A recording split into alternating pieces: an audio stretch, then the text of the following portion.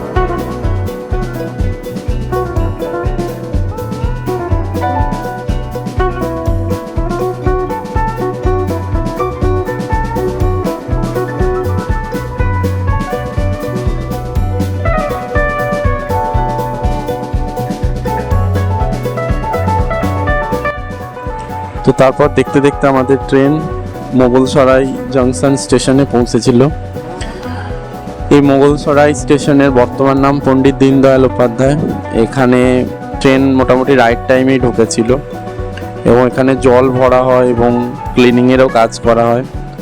তো সেই সব করার পর আস্তে আস্তে ট্রেন পরবর্তী স্টেশনের দিকে রওনা দিল।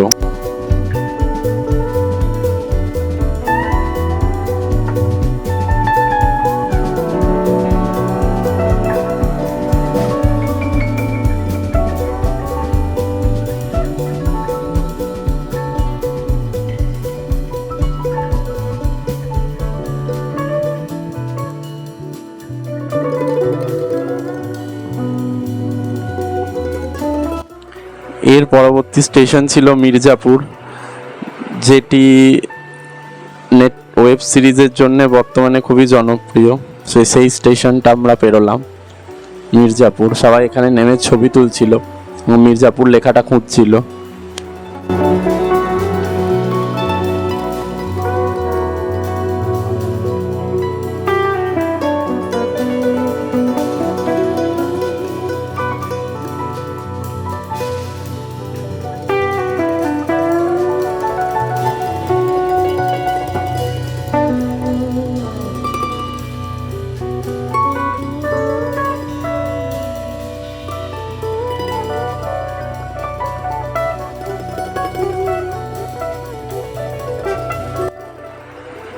এরপরে ট্রেনটি একটি বিশেষ ব্রিজ অর্থাৎ যমুনা নদীর ব্রিজ অতিক্রম করছিল এবং পরবর্তী স্টেশন ছিল প্রয়াগরাজ অর্থাৎ এলাহাবাদ জংশন।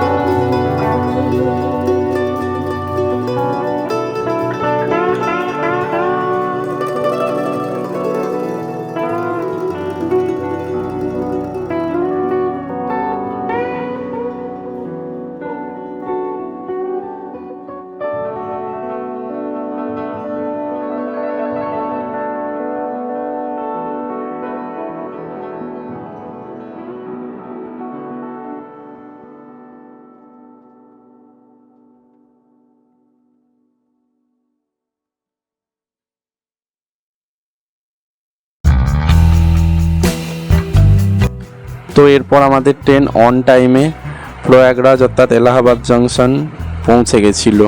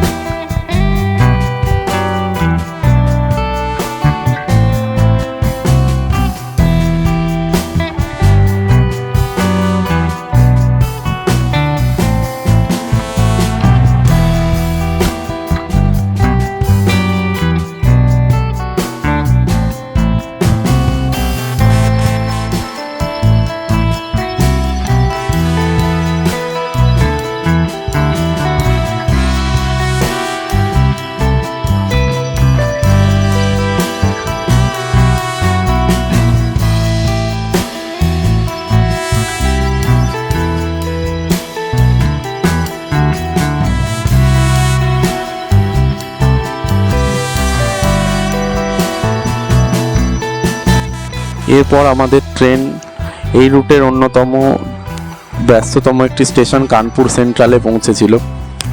তো বলে রাখি দর্শক বন্ধুদের, ইন্ডিয়ায় 5টাই সেন্ট্রাল স্টেশন আছে: Mumbai central, Chennai central, Trivandrum central, Mangalore central এবং কানপুর সেন্ট্রাল। কানপুর এই রুটের অত্যন্ত জনপ্রিয় এবং গুরুত্বপূর্ণ একটি স্টেশন, কারণ এখান থেকে অনেকগুলো রুট ভাগ হয়ে যাচ্ছে এবং কানপুর আমার কাছে খুবই নস্টালজিক, কারণ আমি একসময় আইআইটি কানপুরে পড়াশুনো করতাম। তো এই স্টেশন এখন রেনোভেট করা হয়েছে এবং স্টেশনটি এখন খুবই সুন্দর, পরিষ্কার পরিচ্ছন্ন।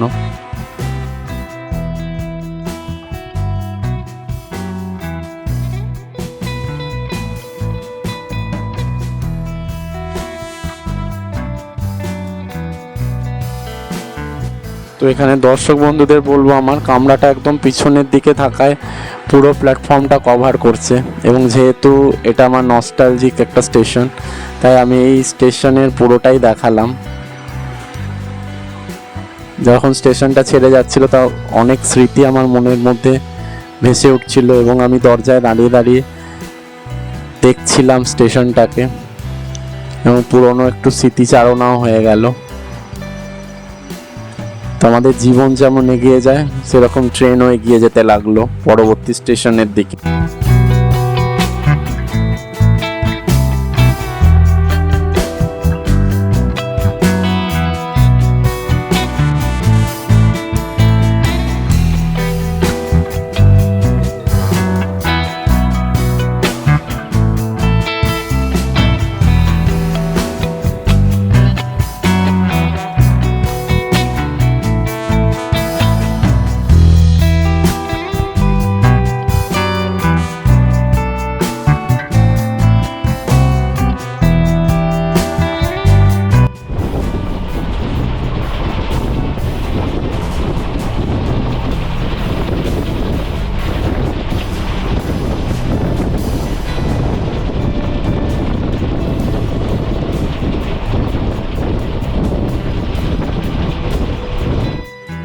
তারপর ট্রেন আপন গতিতে এগিয়ে চলতে লাগলো, এবং ধীরে ধীরে দুপুর গড়িয়ে বিকাল হলো, এবং মাঝে ইটাওয়া, আলিগড়, পাহুন্ড, এই সমস্ত অনেকগুলি স্টেশন এবং গাজিয়াবাদ জাংশন পেরিয়ে অবশেষে সন্ধে 8টার সময় ওল্ড দিল্লি স্টেশনে পৌঁছালো। এবং এই ট্রেন ওল্ড দিল্লিতে অনেকক্ষণই দাঁড়ায় এবং ওল্ড দিল্লি স্টেশনে পৌঁছায়, এটা নিউ দিল্লিতে পৌঁছায় না। এখানে মোটামুটি 15 মিনিট দাঁড়ালো। এবং ইন্ডিয়ান রেলওয়েতে ট্রাভেল করলে আপনারা একটা জিনিস নোটিস করেছেন, যে আমরা অনেক বন্ধু বান্ধব পাই, অনেক খুদে সাথীদের সঙ্গেও আলাপ হয়। সেরকমই একজন খুদে সাথীকে ছেড়ে দিলাম এই স্টেশনে এবং তাকে বিদায় জানালাম। আর এই নিউ ওল্ড দিল্লি স্টেশনের পাশেই লালকেল্লা। সন্ধেবেলায় অন্ধকার থাকার জন্য লালকেল্লার দৃশ্য আমি তুলতে পারিনি, কিন্তু এই ট্রেনটি যখন ফেরত আসে, অর্থাৎ 1231 হিসাবে কালকা থেকে যখন ফেরত আসে, তখন একদম সকালে ওল্ড দিল্লি স্টেশন ক্রস করে, সেই দৃশ্য আমি ইনসেটে দেখালাম আপনাদেরকে। ওল্ড দিল্লি জংশন স্টেশন পেরোনোর পর রাতের বুক চেড়ে কালকা মেল এগিয়ে যেতে লাগলো, এবং হরিয়ানাতে তখন ট্রেন প্রবেশ করে গেছিল। সোনিপথ, পানিপথ, আম্বালা ক্যান্টনমেন্ট, এই সমস্ত পথ অতিক্রম করে অবশেষে ট্রেন পৌঁছালো চণ্ডীগড় জংশনে। চণ্ডীগড় হচ্ছে ইউনিয়ন টেরিটরি, আবার পাঞ্জাব হরিয়ানা দুটোরই ক্যাপিটাল। তো এই চণ্ডীগড় স্টেশনে কালকা মেল ট্রেনটি প্রায় 1 ঘন্টা দাঁড়ায়। তো চণ্ডীগড় স্টেশনটি আমি আলাদাভাবে দেখিয়েছি, বাকি স্টেশনগুলো রাত্রের অন্ধকারের জন্য খুব একটা ভালোভাবে দেখাতে পারিনি। এবং চণ্ডীগড় পেরোনোর পরে একটা চণ্ডী মন্দির বলে ছোট একটা স্টপেজ থাকে, তারপরেই ট্রেন গন্তব্য স্টেশন কালকাতে ভোরবেলায় পৌঁছে যায়।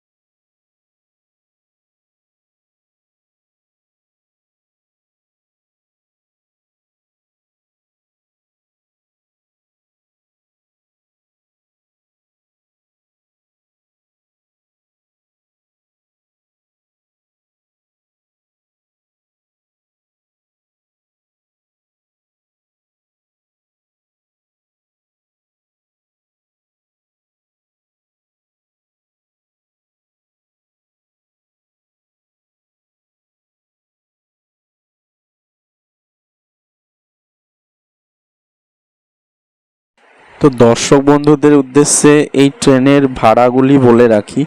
এই ট্রেনের স্লিপার কোচের ভাড়া 710 টাকা এবং 3 এসির ভাড়া 1860 টাকা, 2 এসির ভাড়া 2675 টাকা এবং ফার্স্ট এসির ভাড়া 4550 টাকা হাওড়া থেকে কালকা অবধি।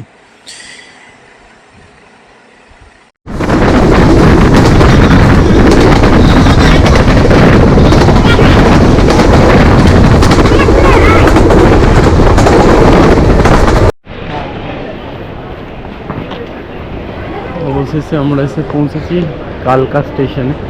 30 আওয়ার্স ট্রেন জার্নির পর এখন বাজে সকাল 5টা। আমরা কালকা স্টেশনে পৌঁছেছি। খুব ছোট্ট একটি স্টেশন। এখানে কালকা নিউ দিল্লি শতাব্দী এক্সপ্রেস দাঁড়িয়ে আছে। এটা খুব সুন্দর একটা ট্রেন। বাইরের ডিজাইনটা খুবই সুন্দর। এই জন্য কালকা মেল দাঁড়িয়েছে এখানে এসে। 30 আওয়ার্সের ট্রেন জার্নি কমপ্লিট করে আমরা এখন পৌঁছে গেছি কালকা সিমলা যাওয়ার জন্য যে টয় ট্রেন। এইভাবে এই ব্লগের মাধ্যমে আমি হাওড়া কালকা নেতাজি এক্সপ্রেসের জার্নি তুলে ধরলাম। ভিডিওটি ভালো লাগলে লাইক, শেয়ার এবং কমেন্ট করার অনুরোধ রইল এবং চ্যানেলটিকে সাবস্ক্রাইব করারও অনুরোধ জানালাম। সকলকে অসংখ্য ধন্যবাদ ভিডিওটি শেষ পর্যন্ত দেখার জন্যে। Thank you one and all.